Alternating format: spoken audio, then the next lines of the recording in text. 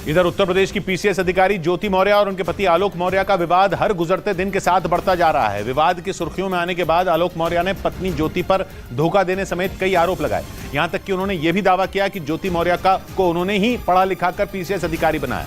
और जब न्यूज 18 ने ज्योति मौर्य से आलोक के इस दावे पर सवाल पूछा तो उन्होंने उन पर तंज कस दिया।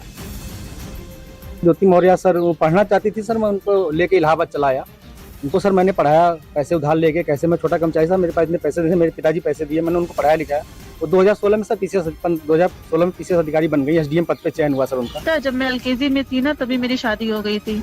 आलोक ने मुझे बचपन से पाला पोसा है। ऑब्वियसली हस्बैंड वाइफ है तो एक दूसरे का सहयोग ही करेंगे भाई, पर सहयोग करने का मतलब ये नहीं है कि एक इंसान उस पद पे चला गया तो तुम उसे हमेशा टॉन्ट करोगे, प्रताड़ित करोगे, मेंटल टॉर्चर करोगे। और तो और आलोक मौर्य का आरोप है कि 2016 में पीसीएस अधिकारी बनने के बाद से इनकी पत्नी ज्योति मौर्य का रवैया बदल गया था। उनका यह भी आरोप है कि 2020 से ही वो किसी दूसरे आदमी के संपर्क में हैं, जिसकी वजह से उन्होंने न सिर्फ उन्हें धोखा दिया बल्कि उन्हें उनकी बेटियों तक से दूर कर दिया। जबकि ज्योति मौर्य ने आलोक पर उनके रिश्ते को तार-तार करने का आरोप लगाया। एक मनीष दुबे सर कमांडेंट, उन्हीं साथ उनका अवैध संबंध है। मैंने सर उनको 22 फरवरी को रंगे हाथ अपने आवास को पकड़ लिया था। से मतलब नहीं है, बट आलोक ने जिस तरह से हमारे 12 साल के रिश्ते को पब्लिकली तार-तार किया है। देखिए कितना भी रिश्ता खराब हो जाता है, इंसान अलग होने के लिए लीगली मैं तो प्रोसेस कर रही थी, बट उन्होंने छोड़िए, कोई बात नहीं, और पर्सनल है, जाने दीजिए। और आलोक मौर्य के मुताबिक शादी के बाद ज्योति मौर्य आगे पढ़ना चाहती थी, जिसके बाद उन्होंने तंगी के बावजूद उन्हें पढ़ाने लिखाने में कोई कसर नहीं छोड़ी।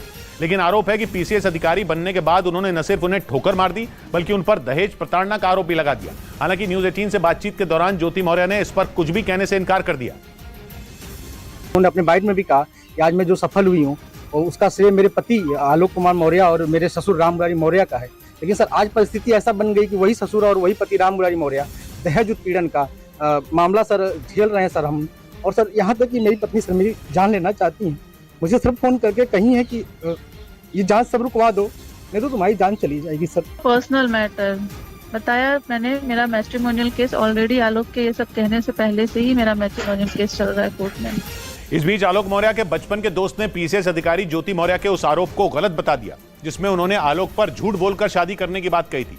ज्योति मौर्य का आरोप है कि आलोक मौर्य ने शादी के वक्त खुद को ग्राम पंचायत अधिकारी बताया था, जबकि वो पंचायती राज विभाग में एक मामूली सफाई कर्मचारी हैं। इसी बीच ज्योति मौर्य और आलोक मौर्य की शादी का एक कार्ड भी सामने आया जिसमें आलोक मौर्य के नाम के नीचे ग्राम पंचायत अधिकारी लिखा दिखाई दिया। लेकिन इस मामले में नया मोड़ तब आ गया जब आलोक मौर्य के बचपन के दोस्त रामकृष्ण चौरसिया ने ज्योति मौर्य के इन आरोपों को गलत बता दिया। शादी कार्ड हम ही लोगों ने छपवाया था, उस पर कहीं जिक्र नहीं था।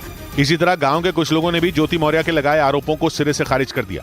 हमारे गाँव में ऐसा कोई कार्ड नहीं बटा जिसमें ग्राम विकास अधिकारी लिखा हो। लोगों का कहना है कि ज्योति मौर्य के इस फैसले से आलोक और उनके परिवार के साथ पूरा गांव दुखी है। उधर पीसीएस अधिकारी ज्योति मौर्य और उनके पति आलोक मौर्य के बीच चल रहे विवाद पर बात करते करते आलोक मौर्य के पिता फूट फूट कर रोने लगे। पिछले 2 हफ्तों से ज्योति मौर्य और उनके पति के बीच चल रहा घमासान सुर्खियों में, क्योंकि आलोक मौर्य का आरोप है कि पीसीएस अधिकारी बनते ही ज्योति मौर्य ने उनसे सारे रिश्ते तोड़ लिए।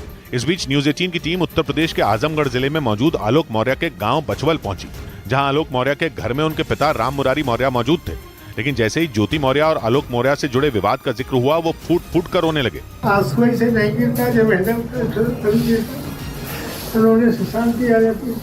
गांव वालों के मुताबिक जब से एसडीएम ज्योति मौर्य ने आलोक के परिवार पर दहेज के लिए प्रताड़ित करने का आरोप लगाया है, तभी से राम मुरारी मौर्य सदमे में है। उनकी तबीयत लगातार खराब होती जा रही है। और गांव के लोगों का दावा है कि शादी से पहले ही आलोक मौर्य और ज्योति मौर्य के परिवार के लोग एक दूसरे को जानते थे, इसीलिए शादी के वक्त आलोक के झूठ बोलने और धोखा देने का सवाल ही नहीं उठता। 2009 में आलोक मौर्य की पंचायती राज विभाग में सफाई कर्मचारी के तौर पर नौकरी लगी थी और उसके अगले साल यानी 2010 में आलोक के घर वालों ने उनकी शादी वाराणसी की रहने वाली ज्योति मौर्य से करा दी। आलोक मौर्य के गांव के लोगों का कहना है कि दोनों के घर वाले एक दूसरे को पहले से ही जानते थे, क्योंकि आलोक के चाचा दरोगा थे और उनकी तैनाती उस दौरान ज्योति के गाँव में थी।